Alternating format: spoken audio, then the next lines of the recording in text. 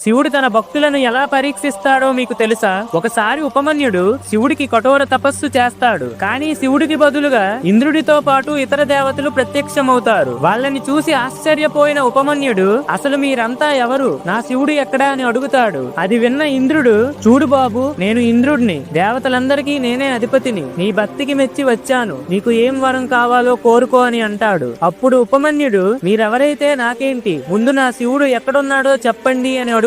అది విన్న ఇంద్రుడు, శివుడు దేవతలందరికీ దూరంగా వెళ్లిపోయి ఒక పిశాచిలా శ్మశానాల్లో తిరుగుతున్నాడు, నీవు శివుడి కోసం తపస్సు చేసి ఏం లాభం లేదు అని చెప్తాడు. ఇదంతా విన్న ఉపమన్యుడికి చాలా కోపం వచ్చి, నా తపస్సుని భగ్నం చేసిందే కాకుండా నా శివుణ్ణి పిశాచి అంటావా, నీకు ఎంత ధైర్యం అని చెప్పి పక్కనే ఉన్న బూడిదను తీసి ఒక మంత్రాన్ని జపించి ఇంద్రుడి మీదకి ఒక అఘోరాస్త్రాన్ని వదులుతాడు. వెంటనే ఇంద్రుడి రూపంలో ఉన్న శివుడు తన నిజ రూపానికి వచ్చి, నిన్ను పరీక్షించడానికే ఈ రూపంలో వచ్చాను అని చెప్పి శివుడు ఉపమన్యుడికి పాల సముద్రంతో పాటు ఈ రోజు నుంచి శివపార్వతులకు కొడుగ్గా ఉండే అర్హతను కూడా ఇస్తున్నాను అని ఆశీర్వదిస్తాడు. ఫ్రెండ్స్, ఓం నమః శివాయ అని కామెంట్ చేయండి.